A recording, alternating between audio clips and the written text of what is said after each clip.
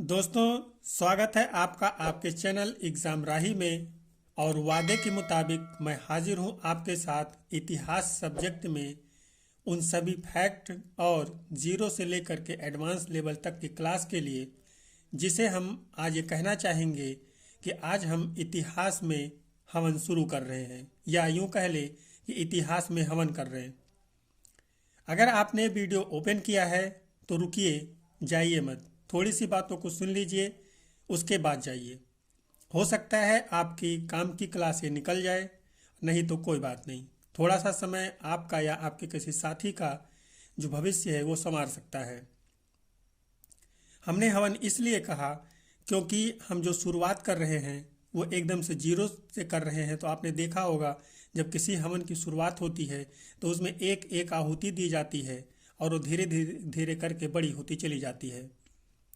इसी तरह हम भी थोड़ी थोड़ी आहुति डालते जाएंगे और एक वक्त आएगा जब हम एक भंडारे के रूप में पहुंच जाएंगे, अर्थात इतिहास को भंडारे के रूप में पढ़ेंगे। देखेंगे कि किस तरह से थोड़ा थोड़ा करके आज हमारे पास बहुत सारी इंफॉर्मेशन इकट्ठी हो गई है।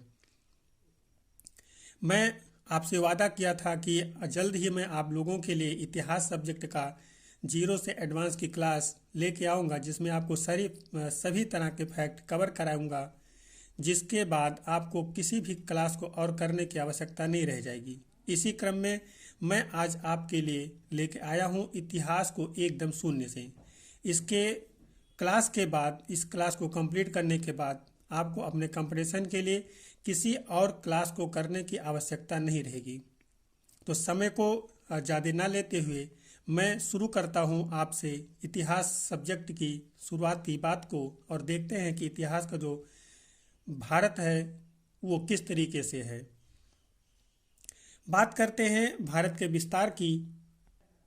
जो भारत का विस्तार है उसको हम देखते हैं तो ये उत्तर में हिमालय से दक्षिण में हिंद महासागर तक है, अर्थात उत्तर में हिमालय से लेकर के दक्षिण में हिंद महासागर की जहाँ से शुरुआत होती है, या यूँ कह लीजिए वहाँ तक भारत की भूभाग पाई जाती है, उसके आगे हिंद महासागर का जो क्षेत्र है वहाँ तक भारत का क्षेत्र पाया जाता है।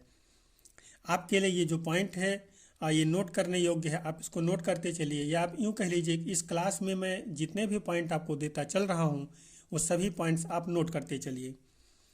भारत को भारतवर्ष अर्थात भारतों का देश कहा जाता है। भारत का जो एक नाम भारतवर्ष है उसे जो एक तरह से कहा जाता है भारतों का देश कहा जाता है। और भारत के निवासी को भारतीय अथवा भारत की संतान कहा जाता है। भारत एक जो था वो देश एक नाम नहीं कई नाम है, तो हम देख रहे हैं कि वहाँ पे जो भारत है उसका अलग अलग नाम कौन कौन सा है। जो हमने देखा अभी कि जो भरतों का देश कहा जाता है, तो जो भरतों है भरत, इसी को हम भरत कहते हैं। तो एक तरह से जो भरत है वो एक प्राचीन कबीला है, भरत एक प्राचीन कबीला है, इसको हमने देखा। और आगे हम लोग देखते हैं जो प्राचीन भारतीय हैं वो भारत को जम्बूद्वीप कहते थे, अर्थात जो प्राचीन भारत के लोग थे वो भारत को जम्बूद्वीप अर्थात जामुन वृक्षों का द्वीप कहते थे। आपने कहीं ना कहीं जम्बूद्वीप का नाम सुना होगा, जम्बूद्वीपे भारत खंडे, इस तरह से आपने जरूर सुना होगा। आगे हम देखते हैं जो यूनानी लोग थे वो भारत को इंदे अथवा अरबी हिंद कहते थे। जो अरबी लोग थे वो भारत को हिंद कहते थे और जो यूनानी लोग थे वो भारत को इंदे कहते थे। मध्यकाल में भारत को हिंदुस्तान कहा जाने लगा था। जब मध्यकाल आया तो उस समय जो भारत था, जिसे अभी तक अलग अलग क्षेत्रों के लोगों द्वारा अलग अलग नाम से पुकारा जाता था, अब उसे एक नया नाम दे दिया गया हिंदुस्तान। और यह जो हिंदुस्तान था यह फारसी शब्द हिंदू से बना हुआ था। इस तरह से हमने देखा कि जो भारत का नाम जो था एक हिंदुस्तान हो गया, एक इंदे हो गया, एक हिंद हो गया, जम्बूद्वीप हो गया और एक तरह से भारती हो गया। तो हमने देखा कि जो अलग अलग नाम थे वो भारत के थे। यूनानी भाषा के इंदे के आधार पर अंग्रेज इसे इंडिया कहने लगे, अर्थात जो यूनानी भाषा थी, यूनानी सब भाषा में जो भारत को इंदे कहा जाता था, उसी के आधार पर जो अंग्रेज लोग थे वो भारत को इंडिया कहने लगे। तो आपसे अगर कोई पूछा जाए कि जो इंडिया नाम हो कैसे पड़ा, तो आप लोग बता सकते हैं यूनानी शब्द इंदे के आधार पर ब्रिटिश लोग भारत को इंडिया कहने लगे। यहाँ पे हम लोग एक थोड़ी सी और आगे बात करते हैं तो देखेंगे जो विंध्य की श्रृंखला है अर्थात जो विंध्य की पहाड़ियाँ हैं वो भारत को उत्तर और दक्षिण दो भागों में बांटती हैं। आपने कभी न कभी इस बात को जरूर सुना होगा। जो भारत है वो विंध्य की पहाड़ियों के द्वारा दो भागों में विभाजित है, एक उत्तर का प्रदेश और एक दक्षिण का प्रदेश। उत्तर में इंडो यूरोपियन परिवार की भाषा तथा दक्षिण में द्रविड़ परिवार की भाषा बोलने वालों की बहुतायत है। कहने का मतलब है जो विंध्य की श्रृंखला है भारत को दो पार्टों में विभाजित कर रही है, तो जो उत्तर का पार्ट है, उत्तर का भाग है, वहाँ पर इंडो यूरोपियन परिवार की भाषा बोली जाती है अर्थात जो इंडो यूरोपियन लोग बोलते थे जिस भाषा को, वो भाषा यहाँ पे बोली जाती है। और दक्षिण में द्रविड़ परिवार की भाषा बोली जाती है अर्थात जो दक्षिण में लोग रहते थे उनकी जो भाषा थी वो वहाँ पे द्रविड़ भाषा के नाम से जानी जा रही है, वहाँ पे द्रविड़ परिवार की भाषा बोली जाती है। तो इस तरह से हमने देखा छोटे छोटे पॉइंट्स के माध्यम से कि भारत को किस किस नामों से जाना जाता था, कौन लोग भारत को किस नाम से जानते थे, कौन सी पहाड़ी भारत को दो भागों में विभाजित कर रही है और किस क्षेत्र में कौन सी भाषा बोली जाती है। आगे हम लोग चलते हैं तो देखते हैं कि भारत का जो भौगोलिक विभाजन है वो किस तरीके से किया गया है और कितने भागों में किया गया है। तो मैं आपको बता दूं जो भौगोलिक विभाजन है वो भूगोल का से क्षेत्र है, वो आप वहाँ पे पढ़ने को पाएंगे, लेकिन हम यहाँ पे एक जो विभाजन है उसको पॉइंट के माध्यम से देख लेंगे, बाकी डिटेल आप भूगोल में पढ़ेंगे। तो भारत का जो भौगोलिक विभाजन है वो चार भागों में किया गया है, जिसमें पहला है उत्तर का पर्वतीय प्रदेश, दूसरा है गंगा तथा सिंधु का उत्तरी मैदान, तीसरा है दक्षिण का पठार और चौथा है सुदूर दक्षिण का मैदान। अब आप इनको आप अपने मैप में देख सकते हैं कि किस तरह से इन क्षेत्रों को अलग अलग बांटा गया है। उत्तर का पर्वतीय प्रदेश किसे कहा जा रहा है इसको आप देख सकते हैं, गंगा तथा सिंधु कहाँ पे हैं उसके मैदान के क्षेत्र को क्या कहा जा रहा है, उस जो दूसरा पार्ट है उससे संबंधित है। जो पठार है, दक्षिण का पठार है वो एक क्षेत्र है, और आगे जब सुदूर दक्षिण की बात करते हैं तो वो एक पार्ट है, अर्थात जो भौगोलिक विभाजन है वो चार भागों में पाया जा रहा है। इसी में हम लोग आगे देखेंगे जो भारत का विभाजन है, भारत के लोगों का विभाजन है वो नस्लों के आधार पर किया जा रहा है। तो जो भारत का विभाजन नस्लों के आधार पर किया जा रहा है उसको कितने प्रकार में किया जा रहा है, तो यहाँ पे जो नस्लों के आधार पर विभाजन हो 6 प्रकार से है, जिसमें हम लोग देखेंगे जो पहला है वो नेग्रिटो है, दूसरा प्रोटो ऑस्ट्रेलॉयड है, तीसरा मंगोलियन है, चौथा मेडिटेरेनियन है अर्थात भूमध्य सागरीय है, पांचवा यहाँ पे हम विभाजन जो देखते हैं वो देखते हैं पश्चिमी ब्रेकाइसेफलस, और छठा जो है वो नार्डिक है। इस तरह से हमने देखा जो भारत का नस्लीय आधार पर विभाजन है वो 6 प्रकार में किया गया है, जिनको हमने अभी देखा, Negrito, proto Australoid, Mongolian, Mediterranean, पश्चिमी ब्रेकाइसेफलस और नार्डिक। आगे हम इनके बारे में थोड़ी थोड़ी जानकारी देख लेते हैं। हालांकि ये आपके एग्ज़ाम के लिए बहुत ज़्यादा इम्पोर्टेंट नहीं है, लेकिन एक दो पॉइंट जो हैं पूछे जाते हैं, पूछे गए हैं, उनको मैं आपको आगे बता देता हूँ। यहाँ पे हम सबसे पहले देखते हैं निग्रेटो के बारे में। यह भारत की सबसे प्राचीन प्रजाति है और अब स्वतंत्र रूप से कहीं भी नहीं पाई जाती। अर्थात हम कह सकते हैं कि ये जो निग्रेटो अगर कभी आपसे पूछा जाता है कि भारत के सबसे प्राचीन प्रजाति कौन है, तो आप कहेंगे कि जो सबसे प्राचीन प्रजाति वो निग्रेटो है। और इसके बारे में अगर थोड़ी सी और जानकारी उपलब्ध है तो वो है कि अब ये स्वतंत्र रूप से कहीं नहीं उपलब्ध है। यह कुछ क्षेत्रों जैसे अंडमान निकोबार, कोचीन, पलियन जनजातियों, असम के नागाओं, राजमहल की पहाड़ी में बागड़ी समूह तथा इरूला में इनके तत्व मिलते हैं। कहने का मतलब है कि भारत के अलग अलग क्षेत्रों में ये जो लोग रह रहे हैं उनमें इनके तत्व विद्यमान हैं, अर्थात जो उनकी संस्कृति थी वो इन लोगों में पाई जा रही है। इन लोगों की एक जो प्रमुख देन है वो है धनुष बाण की खोज। अर्थात अगर आपसे पूछा जाता है कि धनुष बाण की खोज किस प्रजाति ने किया था या किसने किया था, तो आपको बताना होगा कि निग्रेटो ने धनुष बाण की खोज किया था। आगे हम लोग देखते हैं प्रोटो ऑस्ट्रेलॉयड के बारे में। इनके बारे में संक्षिप्त जानकारी लेते हैं। जो हैं वो भारतीय जनसंख्या के आधारभूत अंग थे। अर्थात आपसे अगर कभी पूछा जाता है कि भारतीय जनसंख्या के आधारभूत अंग कौन थे, तो वहाँ पे आपका उत्तर होगा प्रोटो ऑस्ट्रेलॉयड। इनकी जो बोली थी वो ऑस्ट्रिक भाषा समूह की थी। निषाद जाति, जिनके बारे में आपने कभी न कभी सुना होगा, जो निषाद जाति हुआ करती थी वो इन्हीं से संबंधित थी। अर्थात ये जो निषाद जाति इनसे संबंधित हैं। मृदभांड बनाने एवं कृषि का ज्ञान इनको था। ये लोग कृषि भी करते थे और मृदभांड बनाते थे। आगे जब हम लोग पाषाण काल पढ़ेंगे तो वहाँ पे मृदभांडों के बारे में पढ़ेंगे। हड़प्पा सभ्यता जब पढ़ेंगे तो वहाँ पे मृदभांडों के बारे में पढ़ेंगे, तो वहाँ पे हम देखेंगे कि मृदभांड क्या होते थे। मृदभांड का अर्थ जो होता है मिट्टी के बर्तन। मृदभांड किसे कहते हैं, तो मिट्टी के बर्तन होते हैं। तो इस तरह से हमने देखा कि जो प्रोटोस्टेरॉइड हैं वो मृदभांड बनाना जानते थे और साथ ही कृषि का कार्य भी ये लोग करते थे। अगला जो विभाजन था हमारा था मंगोलाइड। तो मंगोलाइड के बारे में हम थोड़ा सा देखते हैं। तो इस जनजाति ने पूर्व की ओर से भारत में प्रवेश किया और संभवतः इन्होंने ही तंत्र मंत्र, शक्ति पूजा, अश्लील धार्मिक कृत्यों का आविर्भाव भारत में किया। हम लोग कह सकते हैं कि जो भारत में तंत्र मंत्र है, शक्ति पूजा है, तमाम धार्मिक कृत्य हैं, वो मंगोलाइड प्रजाति के द्वारा ही भारत में लाए गए थे। अर्थात जो भारत में इनका विकास हुआ वो मंगोलाइड प्रजातियों के द्वारा ही भारत में इनका विकास हुआ था। मोहनजोदड़ो की छोटी छोटी मृण मूर्तियों में इनके सारे लक्षण दिखाई देते हैं। अर्थात जब मोहनजोदड़ो की सभ्यता, मोहनजोदड़ो के बारे में हम जब पढ़ते हैं तो वहाँ पे इन लोगों के बारे में छोटी छोटी जानकारी हमको मिलती है और जो उनकी मृण मूर्तियाँ हैं उनमें इनके जो तत्व हैं, इनके लक्षण हैं वो दिखाई देते हैं। साथ ही उस काल के जो मानव हैं उनके जो कपाल हैं, सिर हैं, उसमें भी इनके शारीरिक लक्षण दिखाई देते हैं। चूँकि शारीरिक लक्षण आपके एग्जाम के पॉइंट ऑफ व्यू से इम्पोर्टेंट नहीं है, इसलिए हम आपको इसे नहीं बता रहे हैं। आगे हम लोग देखते हैं मेडिटेरेनियन के बारे में।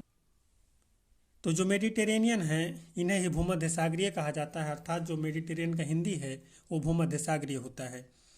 तो यहाँ पे हम देखते हैं तो इनकी 3 शाखाएं भारत में आई थीं और अंतर्विवाह के कारण यहाँ पे घुल मिल गई। कहने का मतलब है कि इनकी जो भारत में आगमन इनका हुआ वो 3 प्रजातियों के रूप में हुआ था। 3 शाखाएं इनकी भारत में आई थी, जिनमें थोड़ा थोड़ा डिफरेंस रहा होगा। और यहाँ पे आने के बाद में इनका यहाँ के स्थानीय लोगों के साथ घुलन मिलन हुआ और यहाँ के लोगों से उनका विवाह हुआ। तो एक तरह से इनकी जो प्रजातियाँ थी यहाँ के लोगों में घुल मिल करके एक तरह से कह सकते हैं कि समाप्त हो गई। इनके वंशज मिश्रित रूप से भारत में मिलते हैं। जो इनके वंशज हैं अर्थात घुलने मिलने के बाद जो उनके वंश आगे बढ़े, शादी विवाह के बाद जो उनके वंश आगे बढ़े, उनके जो वंशज हैं मिश्रित रूप में भारत में मिलते हैं। और इन्होंने जो भारत को दिया था उन देनों में जो प्रमुख था वो था नौ परिवहन, कृषि एवं व्यापार, वाणिज्य, नगर सभ्यता का सूत्रपात। ऐसा माना जाता है कि मेडिटेरेनियन लोग जो भारत में आए थे या मेडिटेरेनियन जो नस्लीय विभाजन था भारत में, इन लोगों ने भारत को नौ परिवहन दिया था, कृषि एवं व्यापार वाणिज्य दिया था, नगर सभ्यता इन्होंने ही बसाना शुरू किया था। अर्थात जो नगरीय सभ्यता बसना शुरू हुआ वो इन्हीं के द्वारा बसाना शुरू किया गया था। आगे हम लोग देखते हैं पश्चिमी ब्रैकाइसेफलस के बारे में। तो इनकी भी 3 शाखाएं भारत में आई थीं। आप याद रखिएगा कि मेडिटेरेनियन और पश्चिमी ब्रैकाइसेफलस की 3 शाखाएं भारत में आई थीं और अलग अलग क्षेत्रों में निवास कर रही थीं। तो जो पश्चिमी ब्रैकाइसेफलस है इसकी भी जो 3 शाखाएं भारत में आईं वो भारत के अलग अलग क्षेत्रों में जैसे कि गुजरात, बिहार, बंगाल, उड़ीसा, मुंबई के क्षेत्रों में निवास करती हैं। आज भी इनके जो तत्व हैं, इनके जो लक्षण हैं वो यहाँ के निवासियों में कहीं ना कहीं पाए जाते हैं। अगला जो हमारा था वो था नार्डिक। हम यहाँ पे नार्डिकों के बारे में पढ़ते हैं। जो हमारा 6वां विभाजन था वो नार्डिक था। तो इसके बारे में हम देखते हैं तो इनकी जो जानकारी थी, ऐसा माना जाता है कि आर्यों का इन्होंने प्रतिनिधि किया। अर्थात आर्यों का प्रतिनिधि इनको बोला जाता है। इनको ही एक तरह से कह लीजिए कि आर्य बोला जाता है और हिंदू सभ्यता का जनक इन्हें माना जाता है। ऐसा माना जाता है कि हिंदू सभ्यता को जो जन्म हुआ वो नार्डिकों के द्वारा ही भारत में हुआ था। तो इस तरह से हमने नस्लीय आधार पर जो विभाजन थे 6 प्रकार के उनको देखा और उनके बारे में छोटी छोटी जानकारी देखी जो हमारे एग्जाम के पॉइंट ऑफ व्यू से इम्पोर्टेंट थे।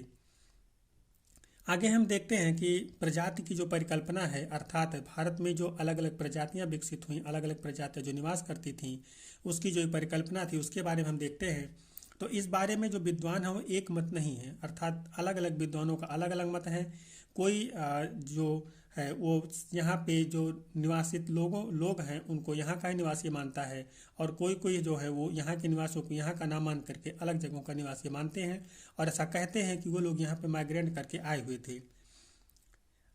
विद्वानों का मानना है कि भारत में सभ्यता नहीं जन्मी बल्कि यहाँ बाहर से आकर लोग बसे। संस्कृत भारत की भाषा नहीं, मध्य एशिया की है। इसके माध्यम से ये लोग बताने की कोशिश कर रहे हैं कि जो संस्कृत है वो भारत की भाषा नहीं है, अर्थात मध्य एशिया की है, तो इससे तात्पर्य निकलता है कि संस्कृत जो कि आज भारत की भाषा है, तो इसका जो अर्थ है वो ये है कि जो संस्कृत है वो भारत में नहीं अन्य जगह से आकर के भारत में बसी। आर्यों को इन्होंने घुमक्कड़, घुसपैठिया एवं आक्रमणकारी बताया। आगे जो हम लोग आर्यों के बारे में पढ़ेंगे तो वहाँ पे देखेंगे कि आर्यों का जो एक तरह से सिस्टम था वो भारत में किस तरीके से काम करता है, किस तरीके से भारत में आर्य आते हैं, और आर्यों के बारे में जो यहाँ के विद्वान हैं, भारत के विद्वान हैं, उनकी क्या मान्यताएं हैं। इलियन एक इतिहासकार हैं। उनके अनुसार वो कहते हैं कि प्रत्येक सभ्यता मिस्र में जन्मी एवं अन्य देशों में फैली। ये मानते हैं कि जो सभ्यता जन्मी थी वो मिस्र में ही जन्मी, किसी और जगह नहीं जन्मी, और यहीं से ही अलग अलग क्षेत्रों में, अलग अलग देशों में ये फैली थी।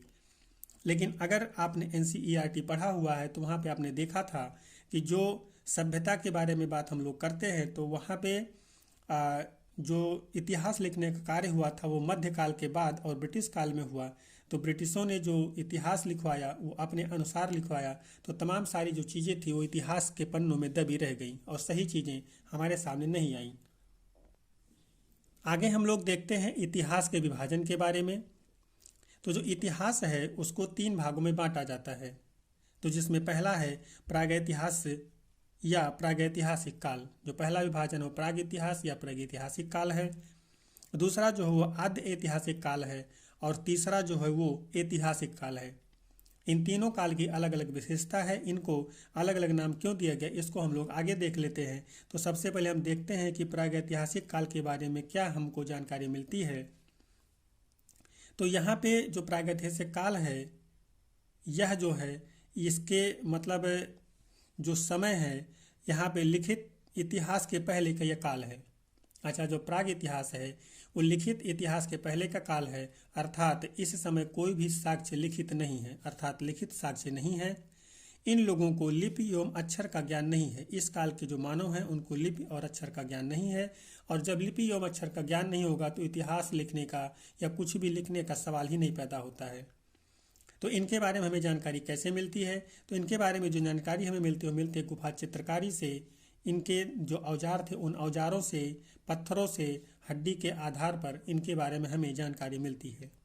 अगर हम इसके लिए एग्जाम्पल की बात करें तो जो पाषाण काल है वो इस काल अर्थात प्रागैतिहासिक काल का एग्जाम्पल है, क्योंकि पाषाण काल में जितने भी कार्य हो रहे हैं वो पत्थरों पे हो रहे हैं, पत्थरों के द्वारा ही हो रहे हैं।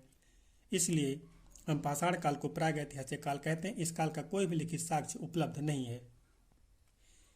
जो हमारा दूसरा विभाजन है वो आद्य ऐतिहासिक काल। तो इसे आद्य ऐतिहासिक काल क्यों कहा गया? तो यहाँ के जो लोग थे, इस काल के जो मानव थे, उनको अक्षर एवं लिपि का ज्ञान हो चुका था, अर्थात ये लिखना और पढ़ना जान गए थे। लेकिन दिक्कत है अभी आज के समय में जो इनके लिखित साक्ष्य हैं वो अभी तक पढ़े नहीं जा सके हैं। तो जो लिखित साक्ष्य हैं और अभी तक पढ़े नहीं जा रहे हैं, उस काल के सभी मानव को या उस काल को हम जो जितना भी लंबा काल हो उसको हम आद्य ऐतिहासिक काल कहते हैं।